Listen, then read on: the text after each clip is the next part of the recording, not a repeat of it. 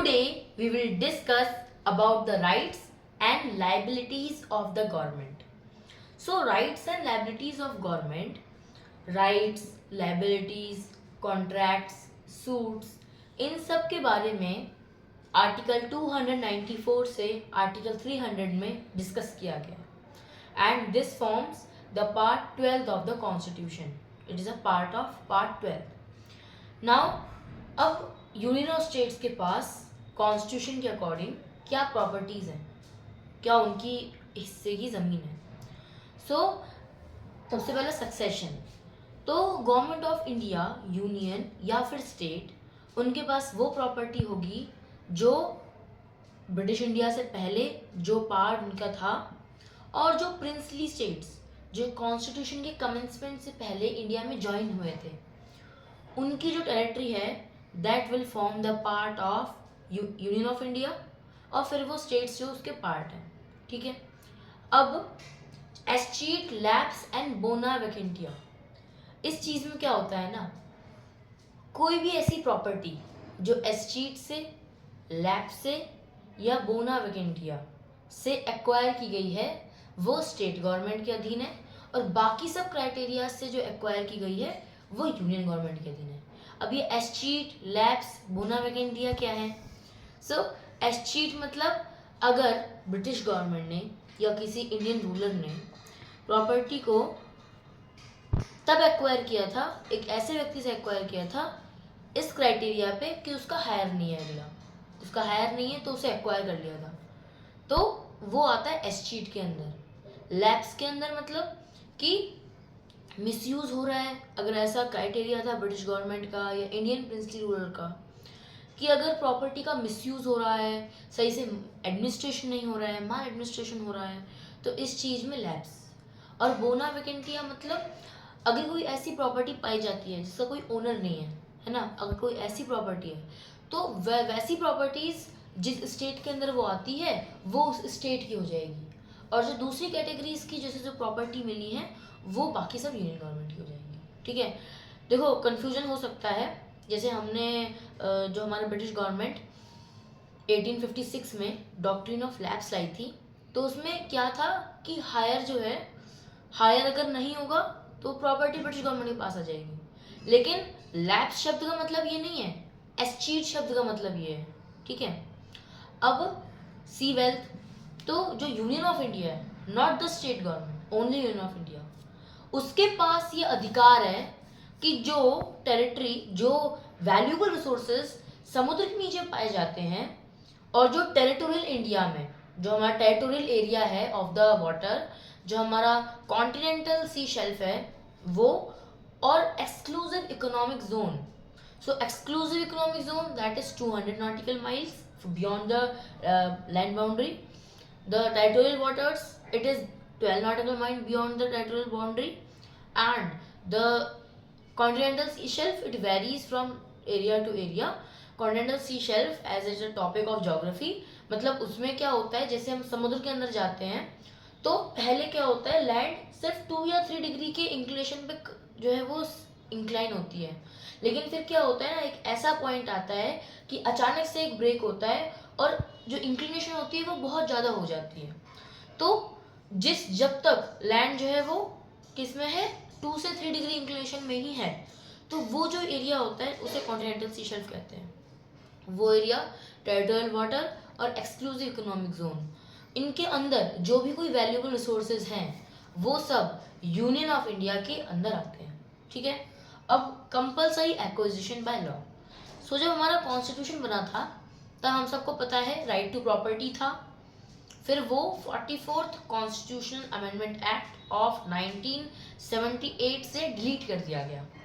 सो जब right to property आया था ना, तो उसमें ये शर्त ये थी कि आपको कंपनसेशन देना पड़ेगा अगर सेंट्रल गवर्नमेंट अगर किसी की प्रॉपर्टी ले रही है ना, और किसके लिए ले रही है, फॉर पब्लिक वेलफेयर, रोड्स बनाने के लिए, इन सब चीज़ों के लिए, तो गवर्नमेंट की मजबूरी है, कॉन्स्टिट्यूशनल ऑब्लिगेशन है कि उसे कंपनसेशन प्रोवाइड करना पड़ेगा to the owner of land. लेकिन 44th constitutional amendment act of 1978 जब आया तो उसने क्या किया, राइट टू प्रॉपर्टी को हटा दिया, है ना, और ये जो कॉन्स्टिट्यूशन ऑब्लिगेशन था कंपनसेशन प्रोवाइड करने का, उसे भी हटा दिया। मतलब अब जो हमारी गवर्नमेंट है उस पर ऑब्लिगेशन नहीं है कि अगर वो किसी की प्रॉपर्टी को पब्लिक वेलफेयर के लिए इस्तेमाल करती है तो उसे कंपनसेशन प्रोवाइड करना पड़ेगा, ऐसा कोई ऑब्लिगेशन नहीं है। But 44th constitution amendment act जो है उसने कुछ दो क्राइटेरिया रखे कि अगर किसी माइनॉरिटी एजुकेशन इंस्टीट्यूट की प्रॉपर्टी ले रही है गवर्नमेंट, उस स्थिति में क्या होगा, जो गवर्नमेंट है उसे कंपनसेशन प्रोवाइड करना पड़ेगा। या फिर अगर कोई ऐसे व्यक्ति की लैंड ले रही है जो अपने पर्सनल कल्टीवेशन में उस लैंड को इस्तेमाल कर रहा है और वो लैंड स्टैट्यूटरी सीलिंग लिमिट्स, मतलब कि इससे ज़्यादा लैंड नहीं होनी चाहिए ना, गवर्नमेंट के रूल्स एंड रेगुलेशन होते हैं। सो अगर वो स्टैट्यूटरी सीलिंग लिमिट्स के अंदर है और वो पर्सनल कल्टीवेशन के लिए इस्तेमाल हो रही है तो कंपनसेशन प्रोवाइड करना पड़ेगा। अब एग्जीक्यूटिव एक्शन, तो executive acquisition under executive action. So government of India अपने एग्जीक्यूटिव एक्शन के तहत उसका जो पावर है उसके पास कि वो किसी भी प्रॉपर्टी को जो उसने इन तरीकों से एक्वायर की है उनको होल्ड कर सकती है, डिस्पोज कर सकती है ना, एक्वायर कर सकती है, ठीक है। अब suits by and against the government. So article 300 जो है ना वो गवर्नमेंट के अगेंस्ट जो सूट्स, गवर्नमेंट अगर कोई सूट कर रही है, कोई केस कर रही है या फिर उस पर कोई केस हो रहा है तो इन स्थितियों के बारे में डील करता है, ठीक है। अब जैसे आपने बहुत सारे केस सुने होंगे, जैसे Keshavananda Bharati case versus state of Kerala. अब उसमें ऐसा थोड़ी था कि केशवानंद भारती जाके क्या कर रहे हैं, केरला की स्टेट के विरुद्ध हाई कोर्ट में केस फाइल कर रहे हैं, ऐसा नहीं था। उसमें तो दो व्यक्तियों के बीच में डिस्प्यूट था, लेकिन इस स्थिति में जो अपोजिंग पार्टी होती है उसे क्या कर दिया जाता है, उसे एज ए यूनियन के रूप में ट्रीट किया जाता है। उसे माना जाता है कि वो एक सोसाइटी है, as society, as a government की साइड से वो व्यक्ति जो है लड़ रहा है, गवर्नमेंट के अगेंस्ट लड़ रहा है। सो कहा जाता है Keshavananda Bharati versus state of Kerala, तो उस व्यक्ति की जगह पे स्टेट ऑफ केरला है। केशवानंद भारती के विरुद्ध अगर कोई व्यक्ति था कोई स्टेट से, तो उन स्टेट का नाम ना होके स्टेट ऑफ केरला है ना। तो इस ऐसी स्थितियों में कोई भी अगर ऐसा केस होता है तो स्टेट ऑफ केरला, जैसे जो यूनियन और स्टेट है वो एक लीगल एंटिटी बन जाते हैं, वो एक पर्सन की तरह एक्ट करने लगते हैं, है ना। ये काम है, ये बात है। अब नोट करने वाली बात ये है ना, जो हमारी गवर्नमेंट है उसे देखो दो चीज़ें होती हैं, एक हमारा क्या होता है कॉन्ट्रैक्ट्स होते हैं, एक हमारा टॉर्ट्स होता है। तो अगर कॉन्ट्रैक्ट्स के लिए कोई व्यक्ति गवर्नमेंट की अगेंस्ट जा रहा है तो वो सुप्रीम कोर्ट या हाई कोर्ट में सू कर सकता है। लेकिन अगर टॉर्ट्स का कोई मामला है, टॉर्ट्स क्या होता है मैं बताऊंगा, टॉर्ट्स का कोई मामला है तो उस स्थिति में गवर्नमेंट के अगेंस्ट व्यक्ति केस फाइल नहीं कर सकता। ये provision at the starting of constitution में था। अब आगे क्या होता है, सुप्रीम कोर्ट ने क्या किया, तो अभी हम आगे जानेंगे, ठीक है। अब liability for contracts. So government जो है, गवर्नमेंट खुद भी या फिर कोई स्टेट उसके विरुद्ध, कोई व्यक्ति उसके विरुद्ध सू कर सकता है अगर वो कॉन्ट्रैक्ट्स पे है, अगर कॉन्ट्रैक्ट उसका बेसिस है, ठीक है। अब कॉन्ट्रैक्ट्स उसका बेसिस है लेकिन कुछ क्राइटेरियाज होते हैं कि वो नहीं कर सकता, government will not be responsible, कि अगर वो क्या है प्रेसिडेंट के नाम से ही नहीं है, गवर्नर के नाम से एग्जीक्यूट नहीं हुआ है, तो government will not be responsible. क्या कुछ पता ही नहीं गवर्नमेंट का है भी या नहीं, है ना, क्योंकि अगर वो प्रेसिडेंट या गवर्नर के नाम से ही एग्जीक्यूट नहीं हुआ है ना, या फिर उस पर कोई ऐसा व्यक्ति जो प्रेसिडेंट या गवर्नर ने अपॉइंट किया था उस व्यक्ति के नाम से एग्जीक्यूट नहीं हुआ है, तो गवर्नमेंट की रिस्पॉन्सिबिलिटी नहीं होगी, ठीक है। बाकी स्थितियों में जो हमारे गवर्नमेंट है उसे कॉन्ट्रैक्ट्स के बेसिस पे सू किया जा सकता है। अब प्रेसिडेंट या governor they will not be personally liable. अब कोई गवर्नमेंट का लॉ है, ठीक है, तो उसके अगेंस्ट कोई व्यक्ति केस कर रहा है, सो प्रेसिडेंट या गवर्नमेंट की रिस्पॉन्सिबिलिटी नहीं है ये कि मतलब कि हमने तो हमारे नाम से ही एग्जीक्यूट हुआ है ना ये लॉ, तो हमारी रिस्पॉन्सिबिलिटी कि हम ऐसे लॉ को क्यों लाए, है ना। तो ये प्रेसिडेंट या गवर्नर की रिस्पॉन्सिबिलिटी है ही नहीं, ना ही मिनिस्टर की रिस्पॉन्सिबिलिटी है, क्योंकि मिनिस्टर, ब्रिटेन में क्या होता है ना मिनिस्टर्स किसी लॉ पे काउंटर साइन करते हैं, कोई ऐसा लॉ आया तो उसमें एक तो प्रेसिडेंट के साइन होंगे और एक साइन होंगे मिनिस्टर के, ब्रिटेन में। लेकिन इंडिया में ऐसा कुछ नहीं है, सिर्फ प्रेसिडेंट के साइन होते हैं, ठीक है। तो मिनिस्टर काउंटर साइन नहीं करता, मतलब मिनिस्टर की कोई रिस्पॉन्सिबिलिटी ही नहीं है, लीगल रिस्पॉन्सिबिलिटी नहीं है मिनिस्टर की किसी लॉ पे। तो इस स्थिति में minister will not be responsible, ठीक है। अब लाइबिलिटी फॉर टॉर्ट्स, टॉर्ट्स की लाइबिलिटी, टॉर्ट्स क्या होता है?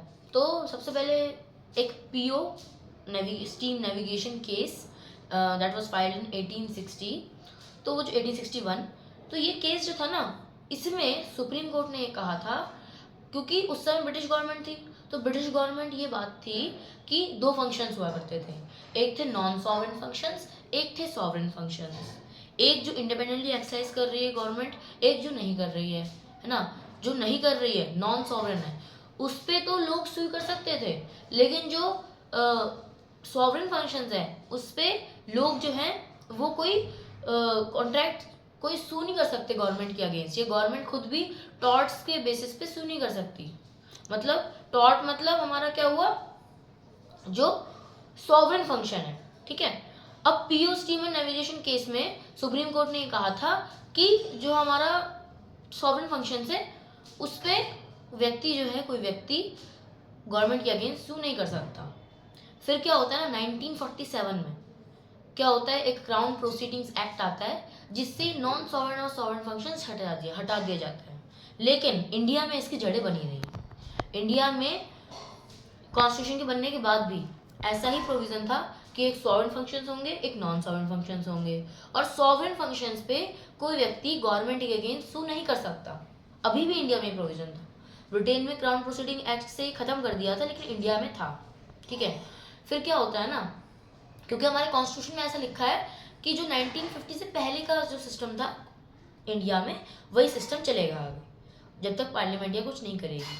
तो इंडिया में तो यही सिस्टम था, 1947 में तो आज़ादी मिल गई थी, सो यही सिस्टम चलता रहा। फिर क्या होता है, एक केस होता है कस्तूरी लाल केस इन 1964।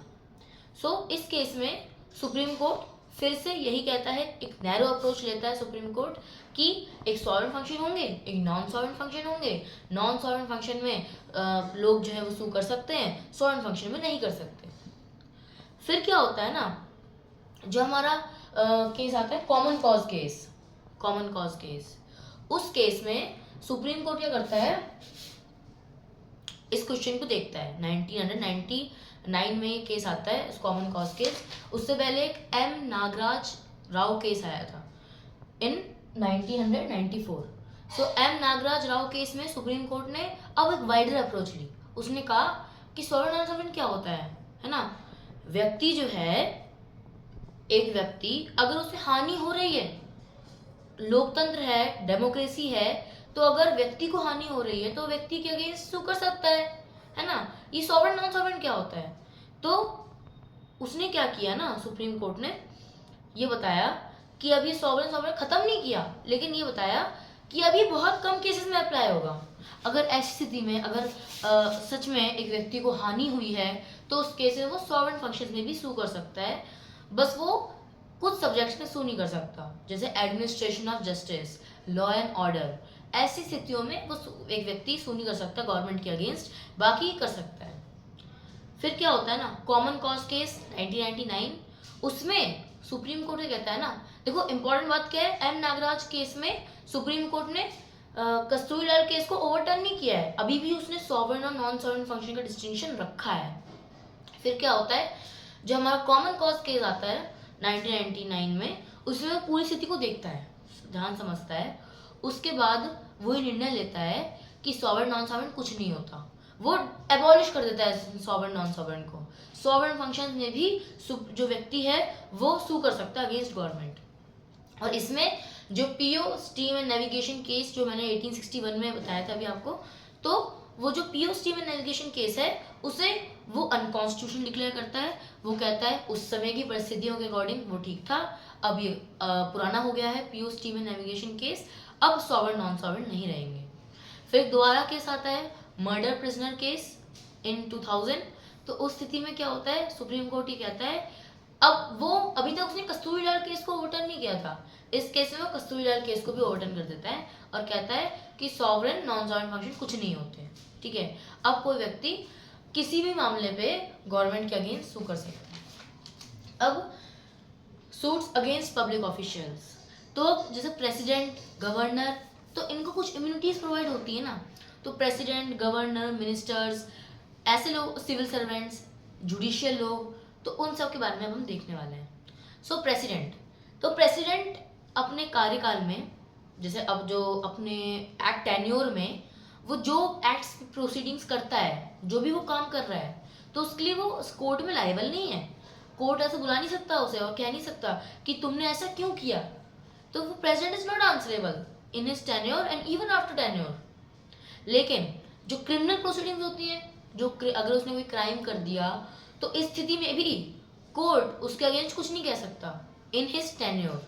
लेकिन जब टेन्योर कंप्लीट हो जाएगा तब हमारा कोर्ट जो है वो उससे प्रोसीडिंग चला सकता है, ठीक है। अब सिविल केसेस की अगर हम बात करें, सो सिविल केसेस में चला सकता है सुप्रीम कोर्ट अगेंस्ट प्रेसिडेंट। तो सिविल केसेस में हमारा सुप्रीम कोर्ट क्या करेगा, 2 मंथ्स एडवांस नोटिस देगा और उसके बाद सिविल केसेस प्रोसीडिंग्स प्रेसिडेंट के अगेंस्ट भी चल सकती हैं। अब पर्सनल एक्ट्स, तो जैसे मैंने बताया कि जो प्रेसिडेंट है और गवर्नर होते हैं, they are not personally liable for any act, है ना, और ना मिनिस्टर होता है, क्योंकि उस पर उसके काउंटर साइन नहीं होते, ब्रिटेन में होते हैं लेकिन इंडिया में नहीं होते। अब मिनिस्टर्स की, सो मिनिस्टर्स जो है ना, उनका क्या है कि जो एक्ट्स एंड प्रोसीडिंग्स उन्होंने किए हैं उसके लिए भी वो लायबल नहीं है, वही मिनिस्टर के साथ भी यही है ना। अब अगर कोई क्रिमिनल केस होता है, तो क्रिमिनल केस में proceedings can be instituted. Minister जैसे अपने टेन्योर में जेल जाते हैं, सो क्रिमिनल प्रोसीडिंग्स इंस्टीट्यूट हो सकती हैं इन देयर टेन्योर, और सिविल प्रोसीडिंग्स जो है वो इंस्टीट्यूट हो सकती हैं, बट अगर सेशन के 40 दिन पहले, 40 दिन बाद, इनके बीच में नहीं हो सकती जो हमारी प्रोसीडिंग्स इंस्टीट्यूट, लेकिन उसके बाद में आगे के पीरियड में हो सकती हैं सिविल प्रोसीडिंग्स, ठीक है। कोर्ट में minister is not responsible for his advice, जो भी उसने एडवाइस दी थी प्रेसिडेंट को, मिनिस्टर ने, उसके लिए वो रिस्पॉन्सिबल नहीं है फॉर इन द कोर्ट। अब जुडिशियल ऑफिसर्स, तो जो हमारे जुडिशियल ऑफिसर्स हैं, सुप्रीम कोर्ट के जजेस हैं, हाई कोर्ट के जजेस हैं, तो they are not also not as responsible for their official acts during their tenure. अब civil servants, so civil servants हमारे कॉन्स्टिट्यूशन में क्या है ना, जो सिविल सर्वेंट्स हैं they are not personally liable, वो पर्सनली लायबल नहीं है ना, उनसे कोई क्वेश्चन किया जा सकता है। लेकिन अगर वो कोई ऐसा काम करते हैं तो जिससे लोगों को हानि हो रही है, तो उनको अगेंस्ट सू किया जा सकता है, ठीक है। और अगर कोई क्या हो रहा है उनको हटाने की कोई इंक्वायरी कमेटी है, तो जाहिर सी बात है वो क्या करेगी, उन्हें सू कर सकती है, देख सकती है, इंक्वायरी कर सकती है उन पे, ठीक है। तो ये जो है वो सिविल सर्वेंट की कहानी है।